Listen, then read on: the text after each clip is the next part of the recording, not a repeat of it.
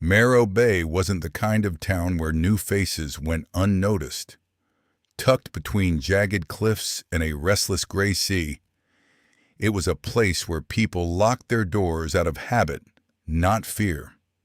A place where history lingered, in the wood of old houses, and in conversations passed down like heirlooms. And then Adrian Vale arrived. He showed up in late June, just days before the Lantern Festival, renting a small cottage on the north side of town, the side locals called the Forgotten Edge. No one knew much about him. He claimed he was staying with a distant relative. He said he needed a change of air. Elena Carter noticed him on his third day in town. She was shelving books in the small public library when he walked in, damp from sea spray, hair wind-tossed, eyes too observant. He didn't look like someone who wandered accidentally. He looked like someone searching. He checked out books about local history, old property records, legal disputes. Elena teased him lightly about being the most intense tourist Marrow Bay had ever seen. He smiled. "I like knowing what came before me." That should have been the first sign, but Elena was 17, and there is something about being 17 that makes mystery feel like romance instead of warning. Their connection formed quickly, almost unnaturally quickly. Evening walks, shared headphones, conversations about escaping small towns and rewriting your future. Adrian spoke about justice, about families losing everything because of technicalities. Elena's father happened to be a real estate attorney, the most respected one in Marrow Bay. Adrian seemed very interested in that. At first, she thought it was admiration. She didn't notice how carefully he asked his questions. By July, the town had begun to associate them together. At the pier, at the cliffs, under the strings of lights near the harbor. Elena felt chosen, and Adrian made her feel like she was the only honest thing in a world that had failed him. The Lantern Festival night sealed everything. Paper lanterns floated into the sky, carrying whispered wishes. Adrian held her face gently, his forehead resting against hers. "I came here for a reason," he said softly. "But you weren't part of it." She laughed, thinking it was romantic. It wasn't. The truth didn't explode. It leaked. Mara, Elena's best friend, had always been more cautious. She noticed Adrian disappearing at odd hours. She noticed his conversations quieting when others approached. She noticed the girl with dark hair and a familiar last name, Lila Rowan. Her family had once owned the Northern Cliffs, valuable property sold after a devastating legal dispute 5 years earlier.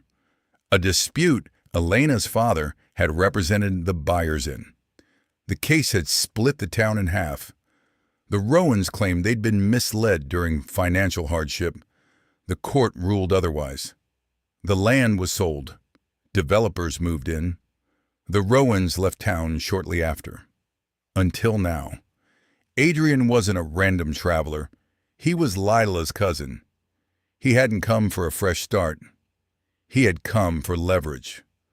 Through Elena, he gained access to conversations at dinner, casual mentions of ongoing zoning decisions, private frustrations her father shared about weak points in past litigation. None of it illegal, none of it dramatic, but enough to reopen old wounds. Adrian had been feeding that information back to Lila. The plan was simple: find procedural mistakes, apply public pressure, force renegotiation, make the town and Elena's father pay. And then he fell in love, or so he said.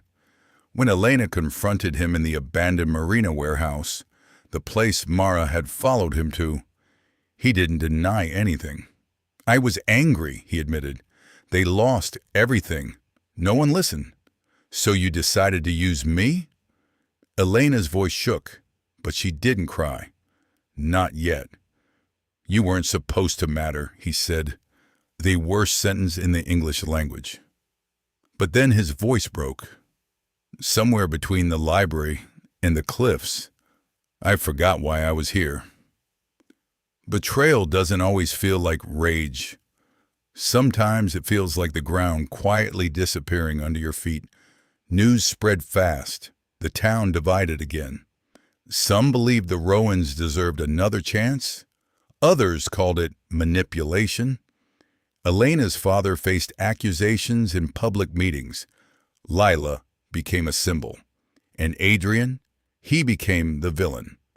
But the situation spiraled further than anyone expected, because buried within the reopened case was something no one had anticipated, a document never presented in the original trial, a clause that suggested the Rowans may indeed have been pressured unfairly by a third-party developer.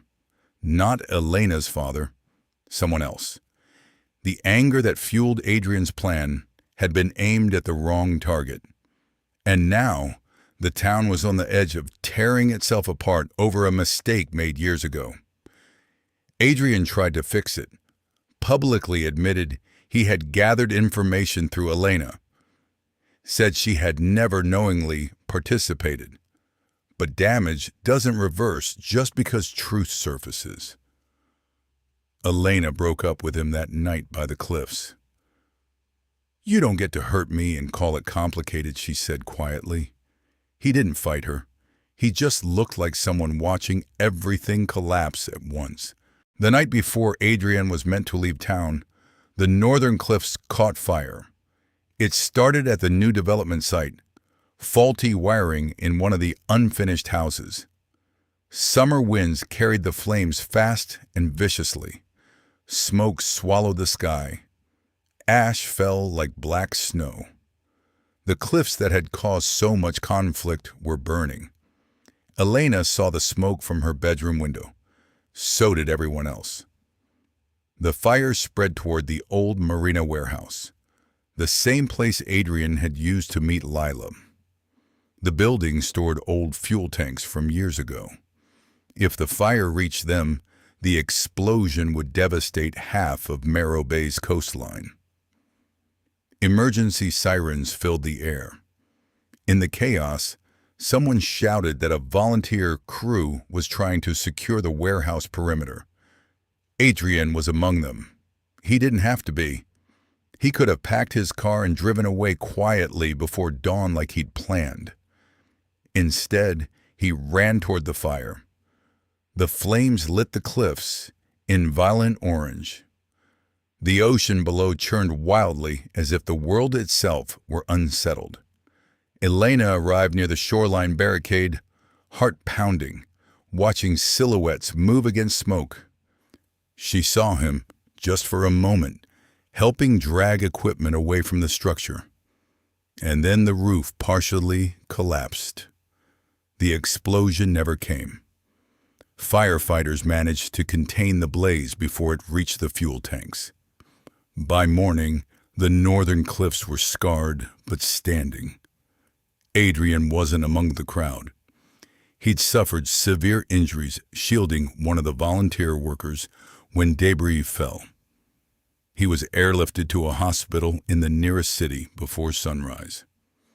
He left Marrow Bay the same way he arrived, suddenly. But this time, not in secrecy. The investigation into the original property dispute concluded weeks later.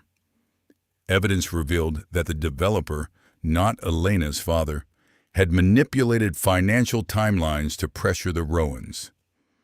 The town council negotiated compensation. The anger dissolved into accountability, but the emotional wreckage remained. Elena visited the city hospital once. She didn't go into his room. She stood at the end of the hallway, watching through a small glass panel as he slept, bandaged and pale but alive. She didn't need a dramatic goodbye. She needed closure. Months passed. The cliffs began to recover. Construction halted permanently. The land was turned into protected coastal ground instead, untouched, unowned. On the next Lantern Festival night, Elena stood alone on the pier. She lit a lantern, not for Adrian, not for lost love, but for the girl she had been at the beginning of that summer. The girl who believed mystery meant destiny. She let the lantern rise into the dark sky, steady and bright. And here's the truth Marrow Bay would remember. The boy who came with revenge left having saved the town he meant to shake. The girl who was betrayed didn't become bitter.